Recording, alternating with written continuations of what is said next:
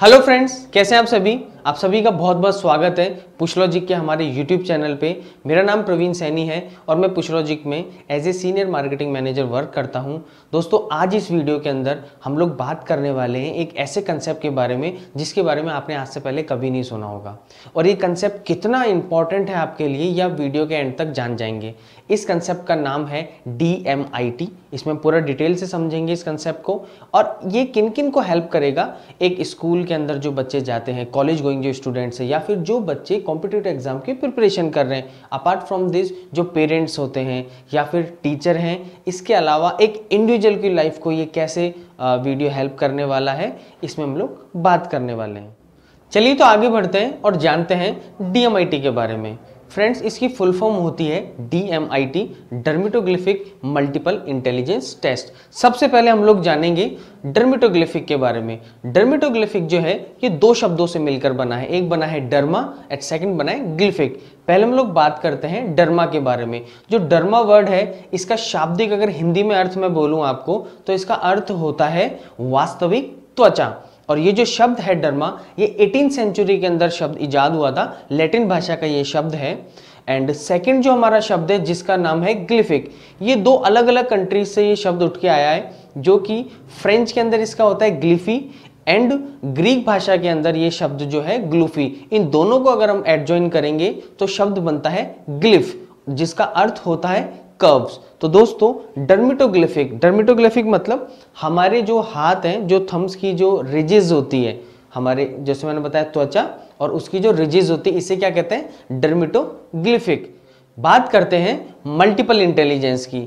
दोस्तों, जैसे कि मल्टीपल इंटेलिजेंस, इसके नाम से आपको पता चल रहा है कि मल्टीपल इंटेलिजेंस मतलब बहुत सारी इंटेलिजेंसेस। मल्टीपल इंटेलिजेंस के बारे में डॉक्टर हार्वर्ड गार्नर ने, उनकी एक बुक है जिसका नाम है द फ्रेम्स ऑफ माइंड, उनमें उन्होंने डिटेल से बताया, और हम भी आगे इसमें चर्चा करने वाले हैं। पर उससे पहले हम लोग जानते हैं कि इंटेलिजेंस क्या होती है, जिसे हम लोग बुद्धि कहते हैं। इसको छोटी सी एक बहुत अच्छी सी परिभाषा के थ्रू समझाने का प्रयास करता हूं। दोस्तों, बुद्धि, इंटेलिजेंस वह मानसिक शक्ति है जो वस्तुओं एवं तथ्यों को समझने, उनमें आपसी संबंध खोजने, ठीक है, तथा तर्कपूर्ण ज्ञान प्राप्त करने में सहायक होती है। हमारी जो बुद्धि है दोस्तों, ये भावना, जिसे हम लोग कहते हैं फीलिंग्स, एवं अंतः प्रज्ञा, इंट्यूशन, आप सभी लोग जानते हैं, उससे कहीं ना कहीं अलग है।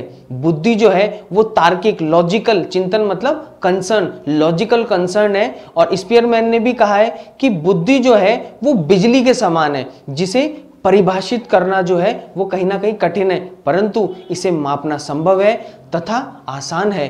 तो यहाँ पे जैसा कि मैंने बताया, DMIT, डर्मेटोग्लिफिक मल्टीपल इंटेलिजेंस टेस्ट, इस टेस्ट के अंदर हम लोग क्या जानते हैं, आपकी मल्टीपल इंटेलिजेंसेस को यहाँ पे हम लोग मापने का प्रयास करते हैं। चलिए इसको एक एग्जाम्पल से समझते हैं। जैसे कि एक बच्चा जो है, जो कैलकुलेशन के अंदर टेबल्स, मैथमेटिक्स की जो होती है, उनको बहुत अच्छी तरह से और बहुत जल्दी क्विक याद कर लेता है, लेकिन वहीं पे एक दूसरा बच्चा है जो इन चीज़ों को उतनी आसानी से याद नहीं कर पाता। अब आप क्या कहेंगे कि जो दूसरा बच्चा है वो इंटेलिजेंट नहीं है?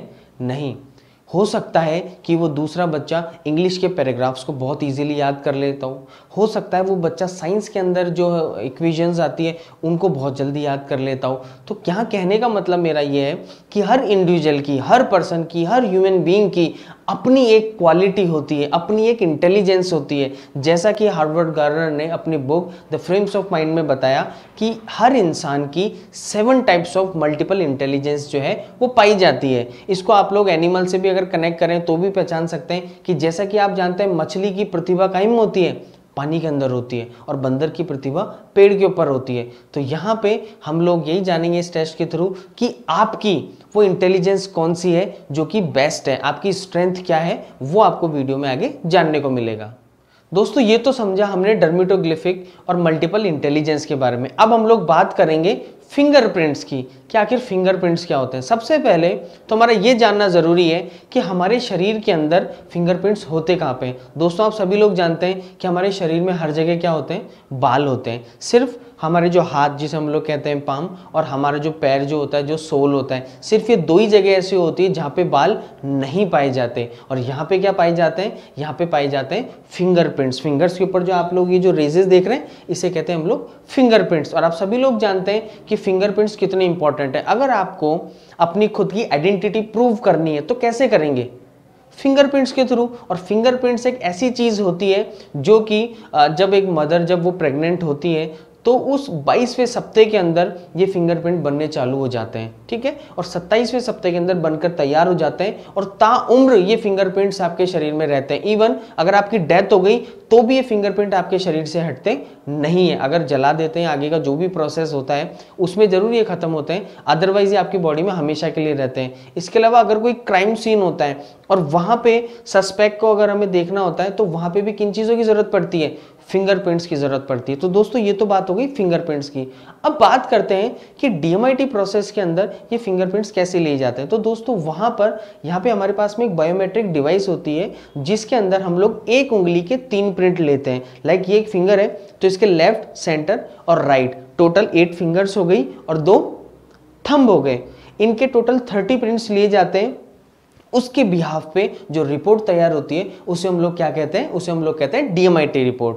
अब यहां पे एक और बहुत ही इंपॉर्टेंट सवाल उठ के आता है और वो सवाल क्या है कि does anyone have the same fingerprints, क्या किसी और के भी हमारे जैसे फिंगरप्रिंट मैच कर सकते हैं? तो इसका जवाब है नो। लेकिन मैं इसको थोड़ा सा और डिटेल में बताना चाहूंगा। In fact the national forensic science technology centre states that no 2 people have ever been found to have the same fingerprints including identical twins। जो ट्विंस होते हैं उनके भी फिंगरप्रिंट्स आपको कभी मैच नहीं मिलेंगे। Also it is important to keep in mind that fingerprints also vary between your own fingers. This means you have a unique print on each fingers. आपका जो एक उंगली है और जो दूसरी उंगली है दोनों के फिंगरप्रिंट्स भी आपस में क्या नहीं होते, मैच नहीं होते, वो बिल्कुल यूनिक होते हैं। अभी तक के वीडियो में आपने जाना कि आखिर डीएमआईटी क्या होती है, इसको पूरे डिटेल से हमने थोड़ा बहुत समझा अभी। इसके अलावा फिंगरप्रिंट्स कैसे होते हैं और कैसे डीएमआईटी टेस्ट में बायोमेट्रिक डिवाइस के थ्रू ये सारी चीज़ें करी जाती है। अब यहाँ पे आखिर इस डीएमआईटी टेस्ट में वो कौन सी चीज़ें हैं जो निकल के आती है, वो क्या चीज़ें हैं जो हमें पता चलती है। उससे पहले मैं आपको ये बताना चाहूँगा कि आखिर इसकी हिस्ट्री क्या है, ये चीज़ें कहाँ से आई है, कब से इनकी शुरुआत हुई है। बिल्कुल छोटा सा हम लोग एक ब्रीफ करेंगे जिसमें आप लोगों को आइडिया लग पाएगा कि आखिर इसका हिस्ट्री क्या है। तो दोस्तों सबसे पहले जो इसकी शुरुआत हुई वो हुई सन 1684 में। डॉक्टर निहिमिया जो है उन्होंने अपनी बुक के अंदर इंट्रोड्यूस करा डर्मेटोग्राफिक को। उन्होंने अपनी बुक लिखी द इंट्रोडक्शन टू डर्मेटोग्राफिक और वहां पे पहली शुरुआत हुई किसकी, फिंगरप्रिंट्स की, रॉयल सोसाइटी के अंदर। कहने का मतलब लोगों को पता चला वहां पे कि फिंगरप्रिंट्स कोई चीज होती है।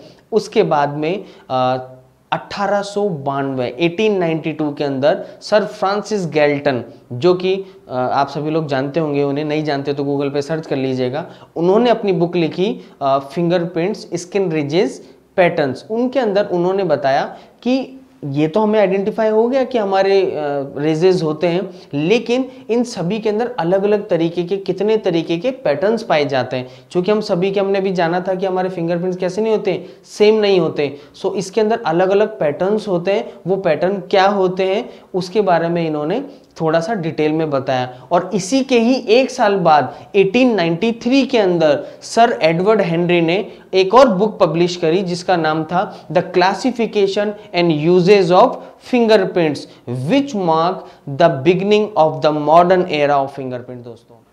दोस्तों अभी तक हमने जाना कि फिंगरप्रिंट्स जो हैं वो कब इजाद हुए, फिर इन फिंगरप्रिंट्स में अलग अलग तरीके के पैटर्न्स होते हैं और उनको किन्होंने क्लासिफाई करा। अब मैं बात करने वाला हूं उस शख्सियत के बारे में जिन्हें द फादर ऑफ डर्मेटोग्राफी कहा गया।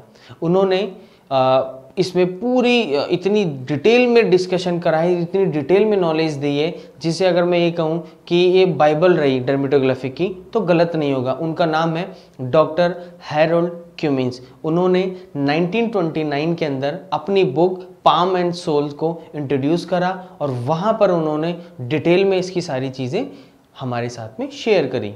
यहीं पे एक और सवाल आपके मन में आ सकता है कि क्या ऐसा भी पॉसिबल है कि किसी के फिंगरप्रिंट्स ही ना हो? तो दोस्तों इसका जवाब डॉक्टर लियोनल पेनरोस ने दिया है। उन्होंने बताया है अपनी स्टडीज के अंदर कि एक बीमारी होती है जिसे हम लोग कहते हैं डाउन रोड सिंड्रोम। इसके अंदर कुछ बच्चे आप लोग जानते हैं जो मंदबुद्धि होते हैं, जो मेंटली थोड़े से उतने चैलेंज होते हैं, कहने का मतलब जिनकी एज तो बड़ी हो जाती है लेकिन ब्रेन उतना विकसित नहीं होता, तो उस केस के अंदर फिंगरप्रिंट्स तो उनके भी होते हैं लेकिन उनके कोई पैटर्न नहीं होते, अलग तरीके का कुछ होता है, कुछ कटे फटे से कुछ इस तरीके के होते हैं जिनको आप लोग मेजर नहीं कर पाते। तो डाउन सिंड्रोम जो प्रॉब्लम है उस केस के अंदर आपको फिंगरप्रिंट्स उन बच्चों के नहीं मिलेंगे। दोस्तों DMIT के बारे में आप पूरा डिटेल में जान चुके हैं, आप ये भी जान चुके हैं कि इसकी हिस्ट्री क्या है। अब मैं लास्ट में सिर्फ आपको ये बताना चाहता हूं कि DMIT कहां कहां पे यूज हो रहा है। दोस्तों सबसे पहले इसका यूज रशिया ने ओलंपिक्स के अंदर करा था। वहां पे उन्होंने अपने रशिया के अंदर की कौन से स्पोर्ट्समैन को लिया जाए तो उनकी सबसे पहले उन्होंने DMIT टेस्ट, जिसे हम लोग कहते हैं साइकोमेट्रिक टेस्ट, इन्होंने टेस्ट करवाया और उसके थ्रू उन्हें पता चला कि वो कौन से लोग हैं जो बेस्ट परफॉर्म कर सकते हैं और इसका रिजल्ट भी उन्हें आगे ओलंपिक्स में देखने को मिला। इसके अलावा गुजरात गवर्नमेंट भी इस प्रोग्राम को यूज कर चुकी है। इसके अलावा अगर मैं आपको बताऊं तो जितनी लीडिंग कंट्रीज है लाइक ताइवान है, जापान है, इंडोनेशिया है, अमेरिका है, सिंगापुर है, यहाँ पे सभी जगह एज ए करियर काउंसलिंग इस टेस्ट को यूज किया जा रहा है दोस्तों। इसके अलावा अगर मैं 2018 का आपको एग्जांपल देना चाहूं तो मुंबई हाई कोर्ट के अंदर एक जजमेंट पास हुआ था और वहां पे भी DMIT का यूज किया गया था। और वीडियो के डिस्क्रिप्शन में और अगर आप देखना चाहते हैं कि कहां कहां ये रिपोर्ट यूज की गई है तो डिटेल में जाके आप देख सकते हैं। सो ये तो बात हुई DMIT की, हमने डिटेल में जाना कि आखिर ये क्या होती है। अब आगे के जो हमारे इसके जो पार्ट्स के वीडियो हैं उनमें 1 बाय 1 अब आप लोग ये जानेंगे कि आखिर इस रिपोर्ट में पता क्या चलता है, एक स्टूडेंट को रिपोर्ट कैसे हेल्प करती है, एक पेरेंट को रिपोर्ट कैसे हेल्प करती है, स्कूल एडमिनिस्ट्रेशन को, या फिर अगर मैं टीचर की बात करूं, प्रोफेशनल की बात करूं तो उनको ये रिपोर्ट कैसे हेल्प करेगी उनकी टीचिंग्स को अपलिफ्ट करने में। इसके अलावा एक इंडिविजुअल की लाइफ को ये रिपोर्ट कैसे हेल्प करेगी अपने रिलेशन को हार्मोनियस करने में, वो सारी चीजें आपको वीडियो में आगे डिटेल में जानने को मिलेगी। चैनल पे आए हैं तो चैनल को सब्सक्राइब कर दीजिए और बेल आइकन को दबाना बिल्कुल मत भूलिएगा दोस्तों। इसी तरीके के इन्फॉर्मेशन वीडियो देखने के लिए बने रहिएगा हमारे चैनल पे। थैंक यू सो मच, मिलते हैं अगले वीडियो के अंदर।